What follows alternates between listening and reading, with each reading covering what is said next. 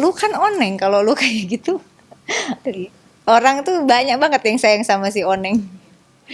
Saya akan kehilangan orang-orang yang bukan hanya sayang tapi mendoakan saya gitu kan.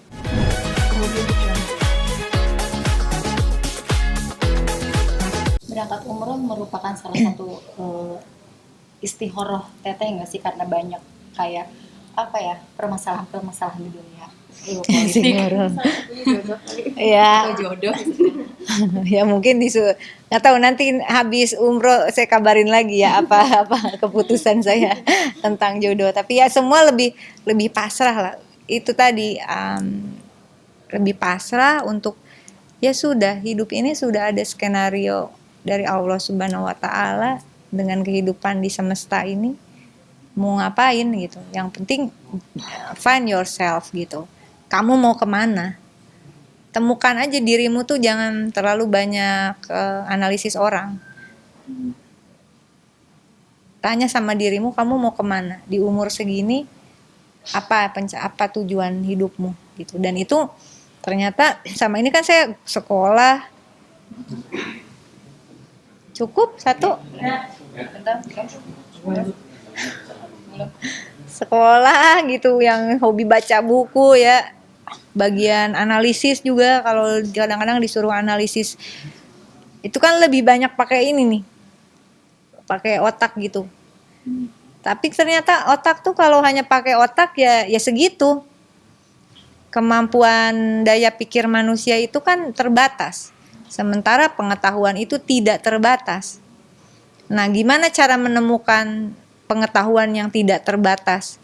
Atau istilahnya strategi menghadapi kesulitan, strategi untuk mencari solusi yang tidak ada di dalam otak kita. Itu hanya bisa ditemukan pakai hati, pakai spiritualitas kita. Itu saya senangnya di umur ini tuh saya menemukan keyakinan terhadap Islam yang saya yakini. Saya masuk Islam baru umur 24. Saya syahadat sendiri 24. Itu saya menemukan benar-benar keyakinan spiritualitas kolbu ini ketika dicampur dengan kemampuan daya pikir jangan dilepas sendiri. Allah Subhanahu wa dahsyat gitu ya. Ada beberapa pencapaian tulisan kalau saya baca lagi, siapa yang nulis sih, kok gue bisa nulis kayak gini, kok gue bisa ngaransemen kayak gini. Yang arrangerku sampai bilang, kepikiran dari mana gitu. Misalnya antara, jujur ini saya ngambil dari Schumann ya, Tom Ray kalau nggak salah judulnya, saya nggak bisa bacanya bahasa Perancis kali.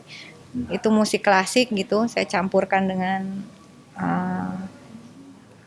musiknya aransemennya Haddad Alwi gitu, dicampur kayak gitu kan, jadi sesuatu yang berbeda. Dan itu hanya ditemukan dalam waktu 2 hari gitu. Ramadan ada target khusus gak sih, kayak harus tadarus atau khatam Al-Quran? Lagi coba baca Al-Quran lagi. Alhamdulillah. Lagi coba baca Al-Quran lagi. Dulu tuh saya sekolahnya 2 kan, sekolah biasa pagi lagi SD tuh, terus sore tuh pesantren ibtidaiyah gitu. Terus ya namanya hidup ya, kita sering kali sebenarnya itu saya masih bisa ya baca Al-Quran. Awalnya tuh susah banget, tapi kayak orang bisa naik sepeda lama nggak naik sepeda, atau orang nggak bisa berenang terus harus berenang, bisa ternyata gitu. Meskipun masih terbata-bata ya, tapi saya nggak mau nyerah. Saya lagi udah masuk hari ini lagi nyelesain Al Imron gitu udah. Tadi soal pertanyaan soal Ibu David gitu kan, akhirnya kalau David kan terluka-luka dengan maksudnya apa yang anggota PNS harus pada flexing ya, panggung kekayaan yang terbilang ternyata mereka punya barang-barang mewah gitu kan. Saya lebih nyorotnya apa yang terjadi di Kementerian Keuangan ya. Saya nggak bisa nyorotin hal pribadi orang. Nah, apa yang terjadi di Kementerian Keuangan, indikasi kuatnya adalah suatu di bea cukai, di pajak, dan di bagaimana anggaran negara ribuan triliun sebenarnya yang itu uang rakyat sebenarnya dikonstruksikan gitu, disusun, dipos-poskan itu indikasinya ya makanya Pak Mahfud sekarang kan apa ya teriak-teriak mencoba mengungkap ratusan triliun, more than 300 triliun sebenarnya lah kalau mau jujur ya. Nah, gimana cara ngungkap ini? Karena bahaya gitu, bahaya yang uang sebenarnya pertama kalau pembukuannya benar itu akumulasi dananya mungkin lebih besar. Kedua, kalau data yang digunakan itu benar untuk alokasi untuk misalnya bansos.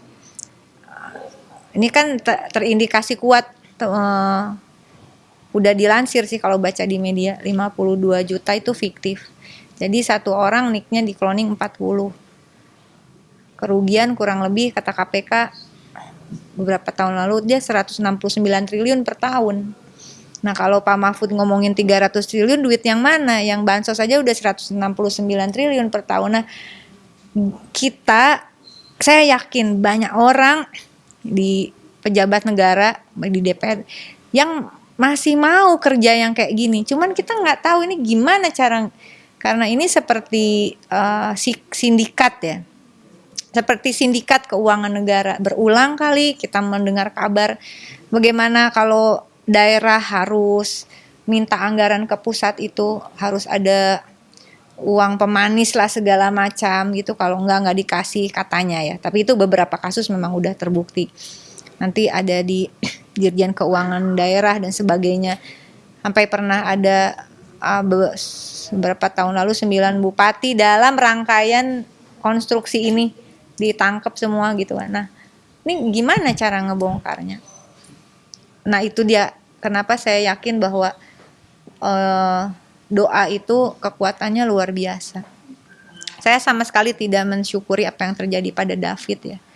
Tapi kalau kita baca peristiwa ini pakai batin, pakai keyakinan, keimanan kita, udah deh jangan macem-macem. Gak ada yang gak mungkin. Lu sekuat apapun, lu sepunya power apapun jadi manusia, yang lebih punya kuasa itu Allah.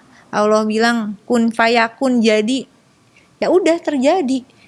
Mana kepikiran kasus anak remaja membongkar indikasi ya, jangan ada yang marah.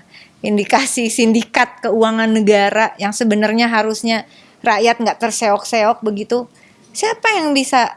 Nggak ada yang apakah itu direncanakan oleh institusi apa pemukulan itu kan enggak.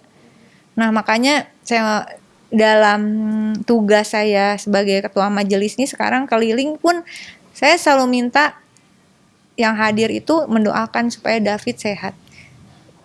Dia kayak messenger ya buat saya, kasih pesan yang penting. Kadang kita tuh kayak hipokrit, di satu sisi ngomongin agama, nanti habis itu kita pergi umroh kalau habis main duit rakyat misalnya, jangan ada yang marah, ini misalnya ya kalau saya mau umroh aja kayaknya susah banget, aduh kenapa sih harus umroh gitu.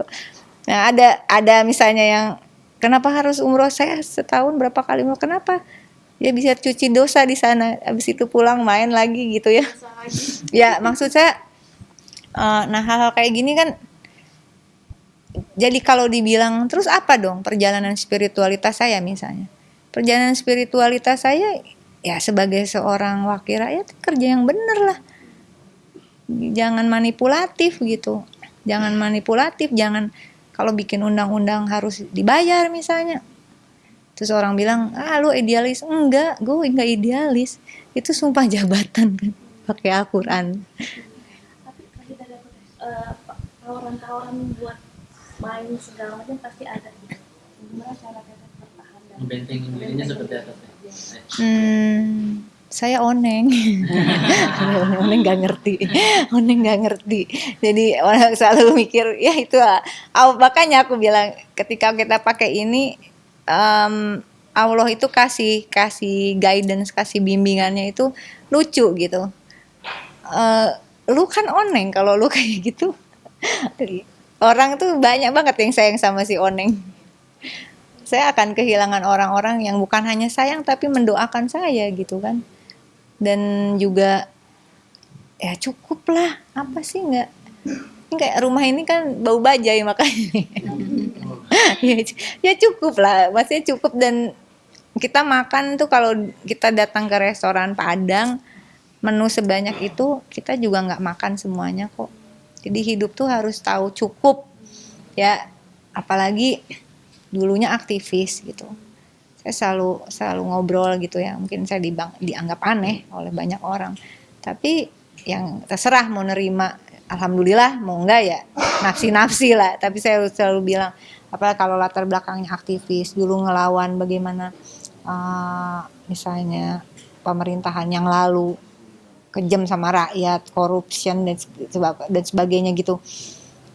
Kalau sekarang jadi part of this game gitu dan ngerasa nggak bersalah, ya kita harus survive. Aku survive tanpa harus melakukan itu.